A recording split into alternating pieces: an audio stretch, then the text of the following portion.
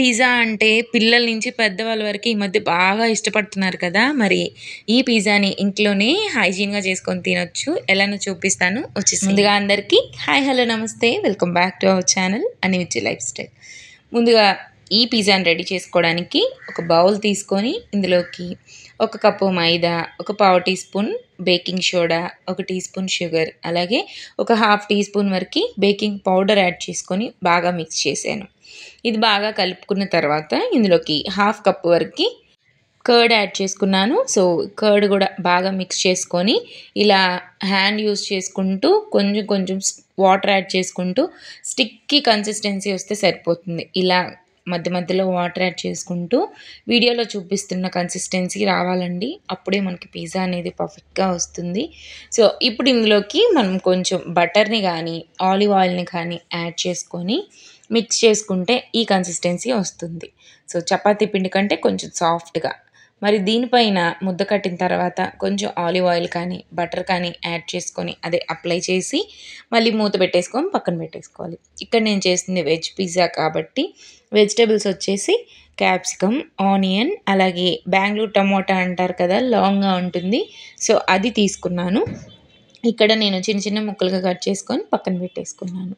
Pizza అంటే వెజ్జే బాగుంటుందనేది నా opinion. మరి మీరేమంటారు కామెంట్ చేయండి. ఇప్పుడు నేను ముందుగా రెడీ చేసుకున్న పిండి మిశ్రమంని 2 భాగాలుగా డివైడ్ చేసుకున్నాను. నేను ఇక్కడ 2 పిజ్జాలు చేస్తున్నాను అనమాట. సో మీకు ఒకటే కావాలనుకుంటే కన్సిస్టెన్సీ క్వాంటిటీ తగ్గించుకోండి. ఇలా తీసుకున్న 2 భాగాల్లో ఒక భాగాన్ని తీసుకొని ఇలా పిజ్జా బేస్ లాగా రెడీ చేసుకోవాలి. కావాలంటే కొంచెం పిండిని యాడ్ చేసుకొని పిండితోటి ఇలా ప్రెస్ చేసుకుంటూ రుద్దుకోవచ్చు.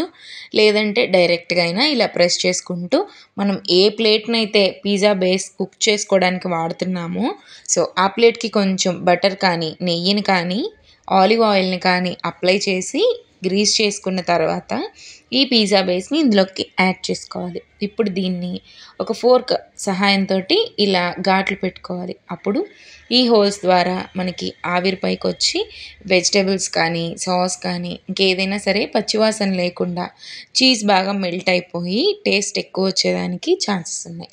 ఇప్పుడు నేను ఇక్కడ బయట నుంచి రీటైల్ మార్కెట్ నుంచి తెచ్చిన నార్ పిజ్జా అండ్ పాస్తా సాస్ని యాడ్ చేస్తున్నాను. సో మీకు కావాలంటే వేరే ఏ బ్రాండ్ అయినా సరే యూజ్ చేసుకోవచ్చు. అండ్ మోర్ టేస్ట్ కోసం కొంచెం చిల్లీ సాస్ కూడా యాడ్ చేస్తున్నాను. ఇట్స్ యువర్ విష్ అండి, మీ ఇష్టం. ఎలా అయినా చేసుకోవచ్చు. ఓన్లీ పిజ్జా సాస్ అయినా వేసుకోవచ్చు. నేను ఇక్కడ కొంచెం పిజ్జా సాస్ అలాగే కొంచెం రెడ్ చిల్లీ సాస్ యాడ్ చేసి ఈ బేస్ మొత్తానికి కూడా అప్లై చేస్తున్నాను. సో ఇలా మొత్తం కూడా అప్లై చేసుకున్న తర్వాత మీకు ఇంకా కావాలంటే ఇందులోకి చిల్లీ ఫ్లేక్స్ కూడా ఎక్కువ యాడ్ చేసుకుంటే కొంచెం టేస్ట్ బాగా వస్తుంది. అంటే పైన చల్లే కంటే కూడా ఇలా పిజ్జా సాస్ అప్లై చేసేటప్పుడే వేసుకోవచ్చు. నేను ఇక్కడ chilli flakes and oregano 2 mix అనమాట.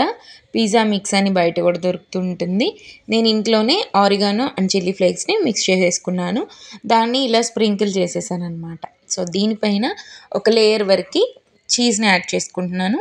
ఇలా తురిమిన చీజ్ని లైట్గా యాడ్ చేసుకొని పైన వెజిటేబుల్స్ని ఇలా అరేంజ్ చేసుకోండి. నేను ఇక్కడ గ్రీన్ క్యాప్సికమ్, ఆనియన్, టమోటాని అయితే యాడ్ చేసుకుంటున్నాను. మీకు ఇంకా మోర్ కలర్ఫుల్ అండ్ మోర్ టేస్టీగా ఉండాలి అనుకుంటే ఇంకా ఆలివ్స్ కానివ్వండి, రెడ్ క్యాప్సికమ్, ఎల్లో క్యాప్సికమ్ ఇలాంటివి యూజ్ చేసుకోవచ్చు. నేను ఇక్కడ నాకు అవైలబుల్ ఉన్న వాటిని మీకు చూపిస్తున్నాను. సో ఇలా ఆనియన్స్ అండ్ క్యాప్సికమ్ అండ్ టమోటాని అరేంజ్ చేసుకున్న తర్వాత దీనిపైన మళ్ళీ ఇంకొక లేయర్ చీజ్ యాడ్ చేసుకుందాం. నేను ఇక్కడ చీజ్ని తురిమి యాడ్ చేసుకుంటున్నాను. మీరు కావాలంటే బ్రిక్స్గా కట్ చేసుకొని కూడా యాడ్ చేసుకోవచ్చు. బట్ తురిమి యాడ్ చేసుకోవడం అనేది ఈజీ ప్రాసెస్ అని చెప్తాను.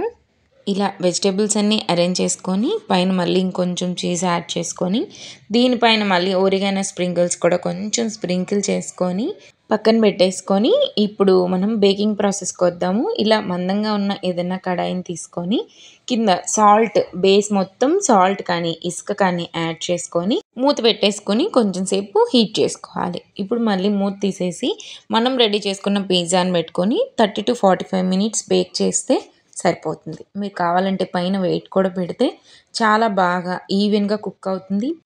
చీజ్ చూసారా చాలా బాగా మెల్ట్ అయిపోయింది అండ్ చూస్తుంటేనే టెంప్టింగ్గా ఉంది కదా.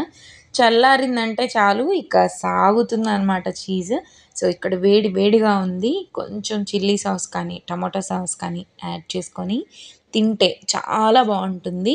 సో నాకు టమాటో సాస్ ఇష్టం ఉండదు, సో నేను వేసుకోలేదు. అండ్ సెకండ్ పిజ్జాని కూడా సేమ్ ప్రాసెస్తో చేసేసాను అనమాట. మా పిల్లల్ని అడుగుదాం ఫీడ్బ్యాక్ ఏంటనేది. హౌ ఈస్ పిజ్జా నానా? Super mommy. Very nice mommy. Very nice. Yeah. You all happy? Yes. You all happy with my homemade pizza? Yes. Okay, then say bye. Bye.